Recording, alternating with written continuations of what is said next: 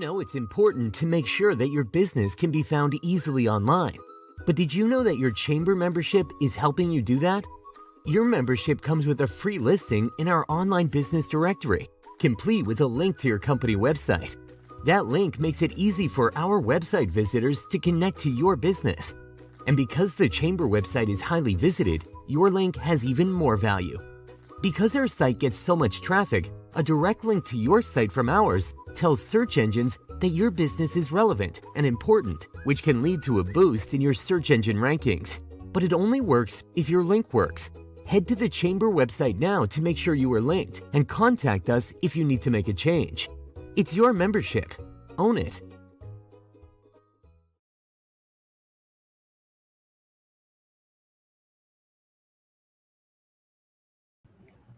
Hi, welcome. We're ready to start our Nex-Tech week's time on the chat. I've got a couple of fun folks from Nex-Tech to join us today. We've got Shannon Wiley and Sarah Panning. Let me pull them up real quick since I'm multitasking here. Welcome, guys. Hello, thank you. So you are going to introduce us to all sorts of great holiday offers. And then I'm going to bring on another one of our Nex-Tech friends to talk about laptops and wireless and monitors and all sorts of fun stuff that we're all using since we're either working from home or here at the office. Right, absolutely. Well, thanks, Leanne. We do have some really great offers for our residential customers or people who haven't switched over to Nex-Tech yet, starting today. So very exciting for starting today through the rest of the year. I'll let Sarah get into those. She's our resident expert, and most of you probably know her from our store. And then I'll share some exciting giveaways that we have going on starting next week as well. Excellent. Yes, so our holiday promo that we just launched today is 3 months free on any service. So that's completely free, like your taxes, your user fees, any type of Wi-Fi extender or like our Protection Plus plan that we provide the router for, all of that would be free for 3 months. All of our services, there's no contract with them. Well, I shouldn't say none, but most of our services do not have a contract, so you can try our service out for 3 months. We hope you keep it and enjoy using them. Awesome. Now, is that for anybody that comes in? Yes, the promotions are for anybody.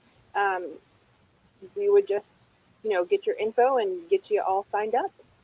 That's awesome. So it does include our internet and local phone service, and then for the few people who are already cut over to fiber, it would also include TV service if they were interested in trying out our TV Now service, which is a really great service. You can watch in home, take it on any device. It has high def and DVR included free. So depends on where you are and where we are in our fiber progress.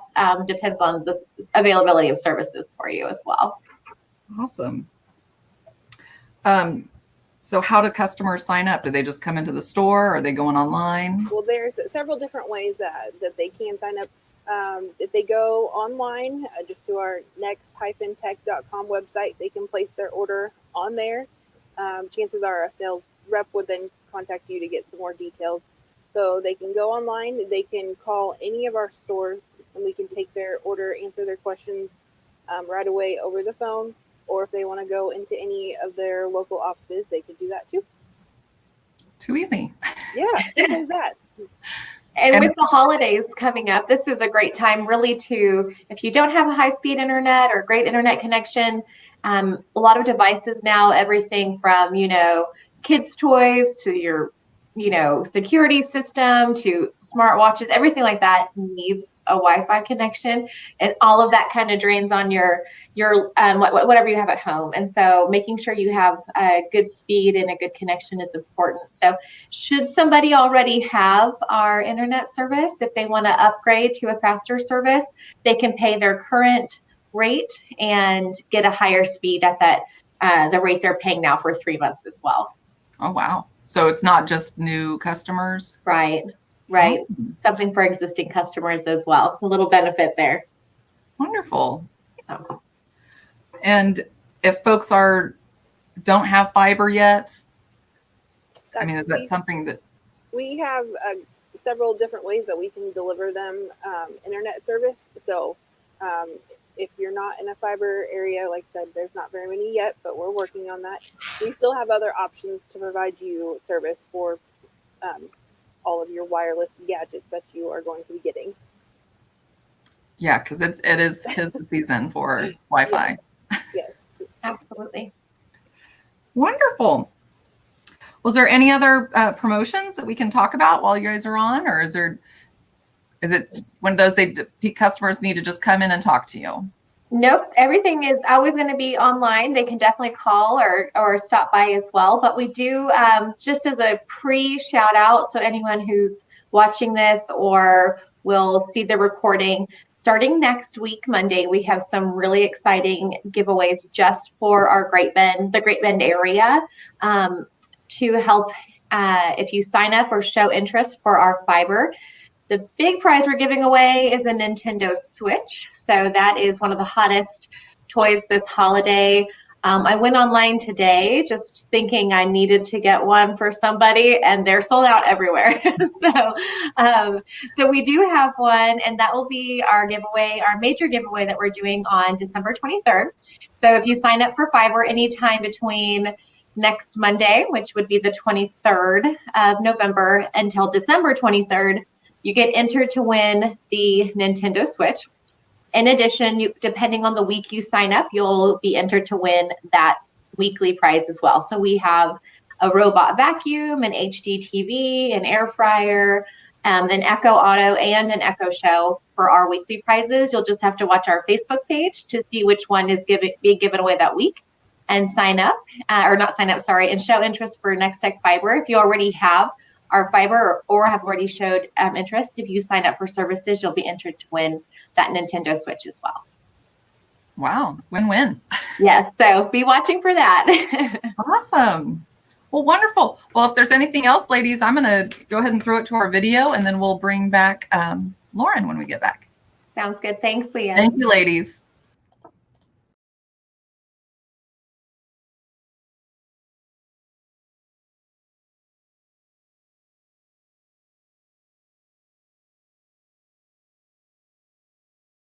Dear Santa, this year for Christmas, I want a Nintendo Switch. I want a new flat screen. I want to stay connected with family and friends.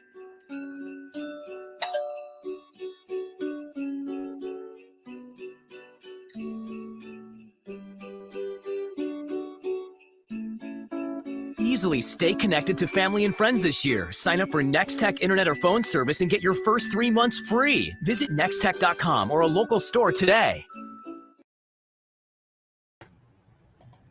All right, and we're back with Lauren. He's going to talk to us a little bit about some of those things we need for working from home and maybe something nicer to work at work. Yes. Thank you for having me on today and putting this on for us. So appreciate that.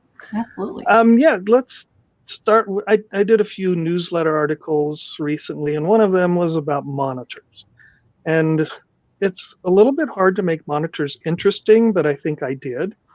Simply because I thought it was important, because it is literally what a lot of people stare at most of the day, is that monitor that's sitting right in front of them.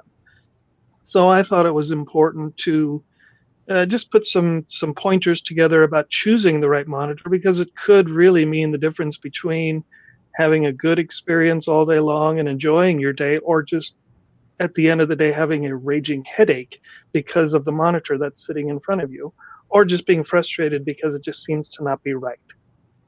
So some of the tips that I came up with about looking for a new monitor, and this is definitely important over the last 6 months as people start working from home and getting that home set up just right so that they can do their job. It's important to pick the right monitor for that and for home use, just depending upon the use case. So as silly as it sounds, that's probably the first pointer I would give people, is to figure out really what you want to use the monitor for.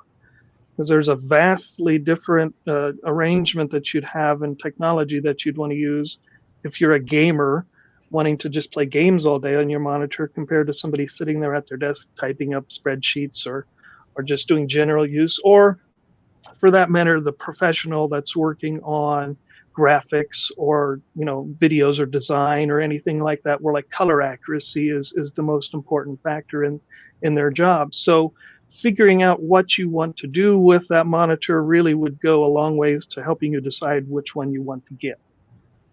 So then there's some other little things that you want to look for. Everybody, has heard of the resolution of their monitor, and there's all kinds of acronyms out there right now. There's HD resolution, which, that's just a count of the little pixels on the screen is all it is, and how many of them are horizontally and vertically on the screen. And HD is like 1920 of them wide and 1080 of them top to bottom. That's why you've seen it on boxes at the stores, 1080p. That's what the 1080 means, is just a count of those pixels. So obviously more is better. I wouldn't go any less than that full HD 1080p screen. You'll see other acronyms like QHD, which is a little bit more than full HD, and then 4K is all over right now. Most of the TVs you see, or the screens that you can get, are 4K, which is simply 4 times the resolution of 1080 full HD. So more is better in the resolution department, definitely. So you need to take that into account. Interestingly enough, there's a thing out there called pixel density, which is just a measure of how many of those little pixels that you can put in like every inch or square inch. You'll see it as pixels per inch. You see it on like the display specs of cell phones, tablets. It doesn't really get into the monitors that much, but it is important, simply because it's a measure of just how big those pixels are, which matters because you're talking about a screen that's relatively close to your face, and especially on a tablet or a phone, that matters because you sit there right there with it in front of your face. But it's also a good thing to note because TVs don't have very many pixels per inch, and their pixels are quite large, and they're meant to be seen from a long ways away. So I get customers or people asking me, can't I just go buy that really cheap TV at Walmart and use it as a monitor? Technically you could, but when you put that thing close to you, it's going to not be a good experience for you. It could cause eye strain, and those little pixels, you'll start to see them and everything's just going to look like a grid, like a honeycomb in front of your face at the end of the day. So it matters. The PC manufacturers and the monitor manufacturers make those pixels in such a way that you can't see that grid on the screen. So it's important. Other things that you'll see on the specifications of computers are called refresh rate and response time. That deals with how fast you can change those little pixels on the screen and how fast they can respond to that change. That's important, again, like if I'm talking about gamers. People that play games that have really fast movement on the screen that they need to respond to, they want those pixels to be able to change really, really fast, and they don't want there to be a lag time in that change in the pixel itself, because everything will just start to look like ghosts on the screen, and you'll have these things trailing all over the place. So how fast your computer monitor can respond to changes sent to it is important to some people. For me, I mean, I can't type fast enough to see a blur of words going across the screen in Microsoft Word, so it's not that big of a deal to me. Also, the type of technology that the panel is made out of is important as well. You'll see some acronyms out there like TN, VA, or IPS. TN is generally the gamer kind of system. It's really fast to respond to changes, like I said. Sometimes the color isn't the best, but that's okay because you really want to see movement be smooth on the screen. A lot of manufacturers have panels that are called VA class. That's your run-of-the-mill, everyday, what I have, what most people have sitting on their desk for business. And it'll get you by with most everything you need to do. And then there's IPS screens and some other high-end screens that those design professionals and people that need color accuracy and crisp, clear lines for artistic things, they would want something like that. So there's things to take into account when you're looking for a screen so that you can take care of your eyes, because you are looking at that all day long. And to have a good experience, there's just a few things you want to consider when making a choice as far as what to put on your desk and look at all day long. So that's why you led with, what are you going to use it for? Exactly. That Take is a 5. range. Mm-hmm. Whether Just I'm take 5. looking at Yeah. spreadsheets or like I'm doing video editing, so I'm going to need something a little bit different than. Mm-hmm. Yeah, you'll want it to look good on the screen so it's represented well to the people that are viewing it. So you want it to be accurate. Exactly. Absolutely. So, and price wise, you can get monitors anywhere from $80 to $800. It just depends on all of these factors thrown in there, and what you want to use it for, and what it's made for. And the better quality it is, the better it can respond and put colors on the screen accurately, the more expensive it's going to be. And then I got another idea to write an article about what to look for in a laptop, because this was a big deal just a few months ago. It was hard to find a laptop, because once people started migrating to home, to work from home in the world we live in now, everybody wanted a laptop.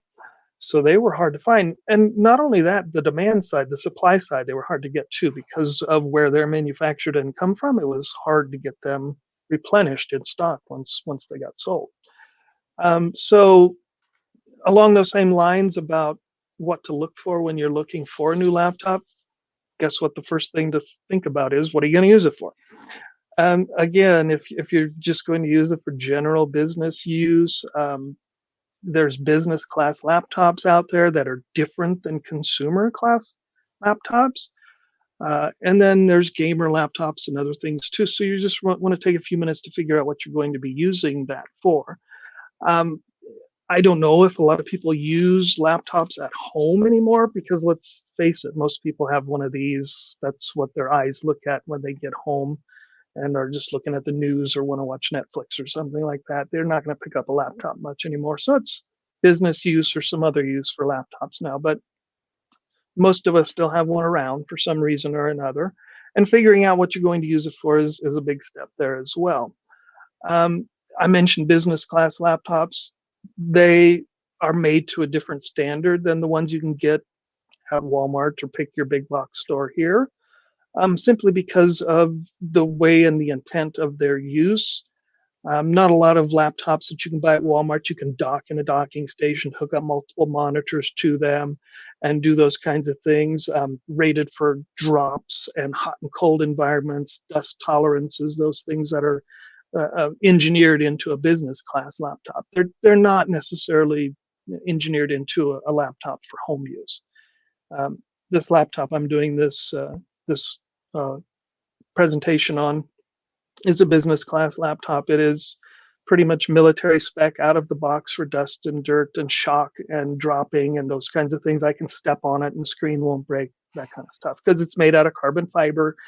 And that's why it's a little more expensive than the laptop that you can get. It's made for the tens of thousands of miles I put on it when I throw it in my car, in my backpack, and take it on trips with me. And it's made for that kind of travel.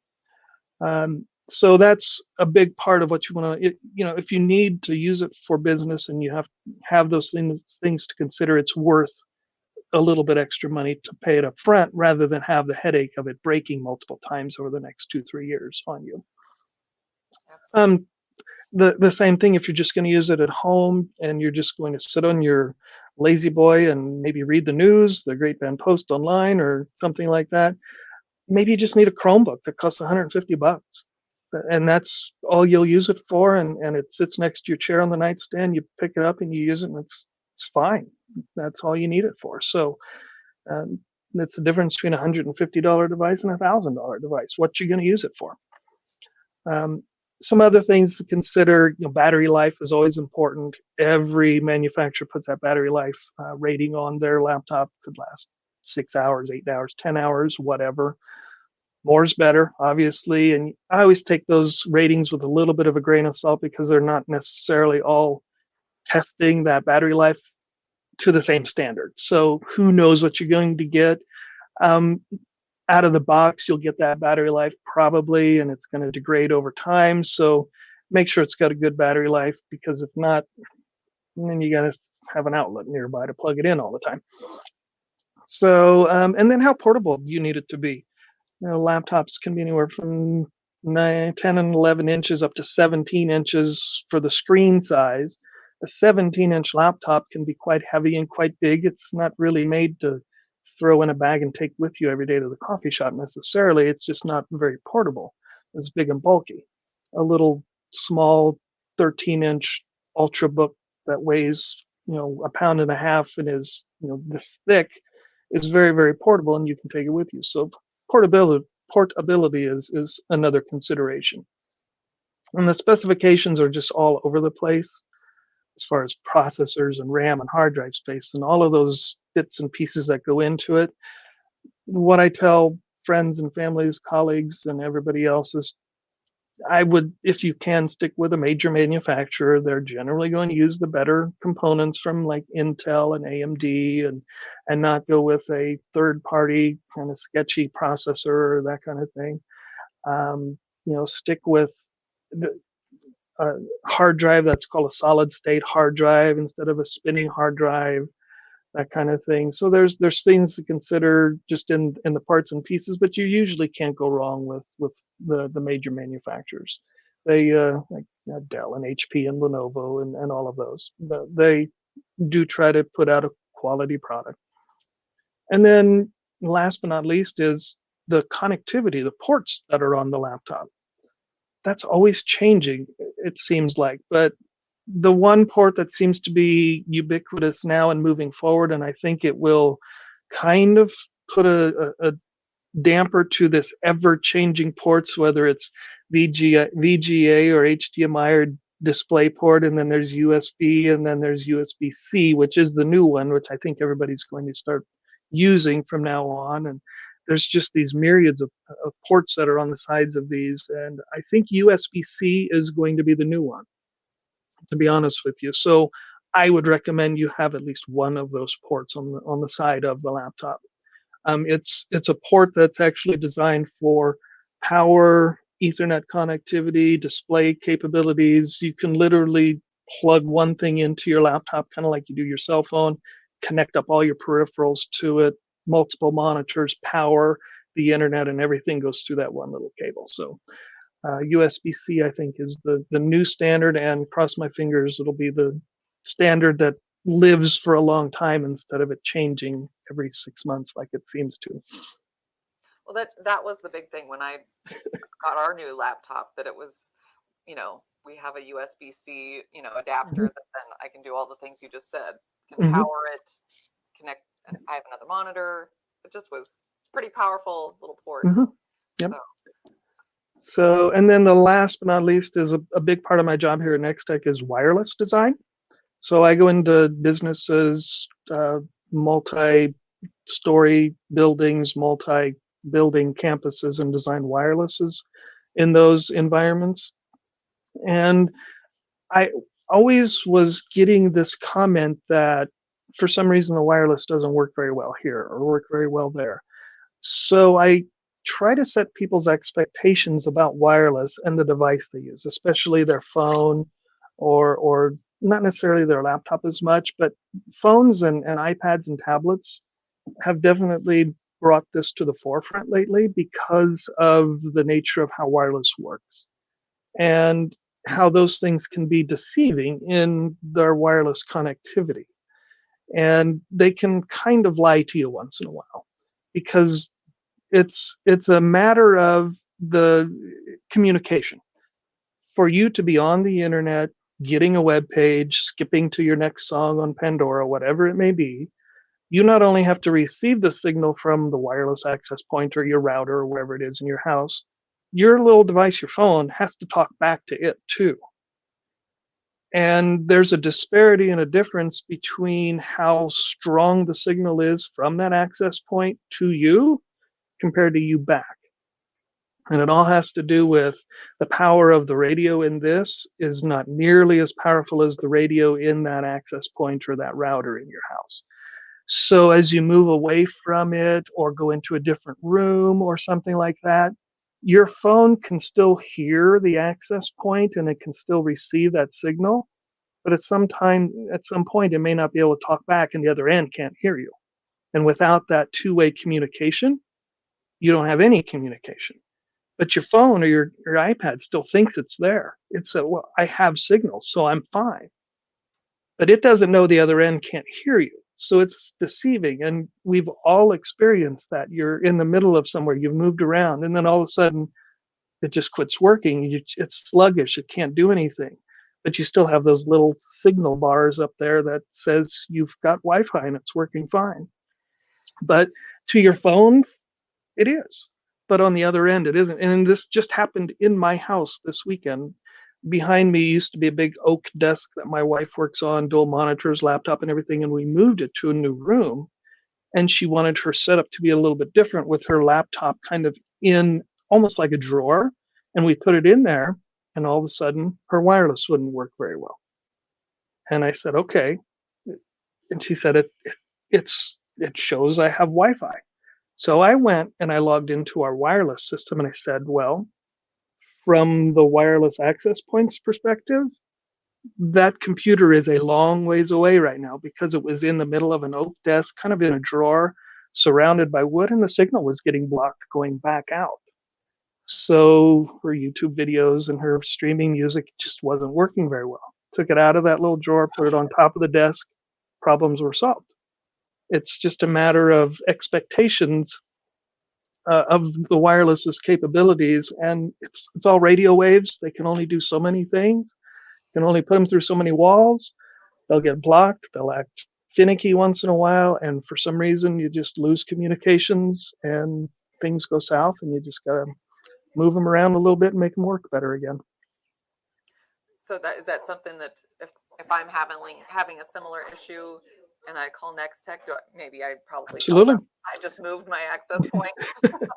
A lot of times we'll have people that have access or their routers in a basement, way in a corner, and then maybe are experiencing bad wireless coverage in the far end of their house. So you either have to literally move that router to a central location in the house or get one of those extenders that we can provide you that splits the coverage and make it look like there's one big or antenna in the room to cover the entire area.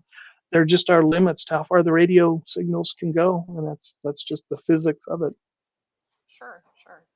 So going back to the laptops, do I need to worry about operating systems? Can I? Sure.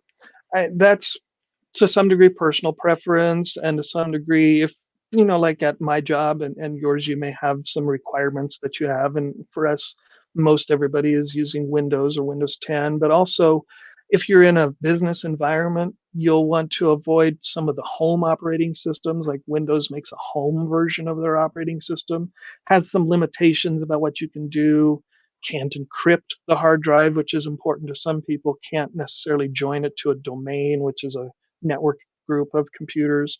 So there are limitations there, or maybe the software that you run needs a specific operating system, so be wary of that. Those Chromebooks I mentioned before, they have Chrome OS, which is very, very streamlined and safe and secure. So just be aware of what you need to run, what you need to run in, what your software works in, what your business needs are as well. Excellent. All right. Anything else you want to share with us before we cut to another video? I think that's it. Well, Appreciate you having us. Yeah. And if we have questions, we'll just either get online or call Nex-Tech. Absolutely. We have a full staff of people that help out businesses to make sure their technology works for them instead of against them. Excellent. We love that. We need it. Well, thank you so much. And I'm going to throw it to our last video, and we'll catch everybody next week then. Thank you. Thank you.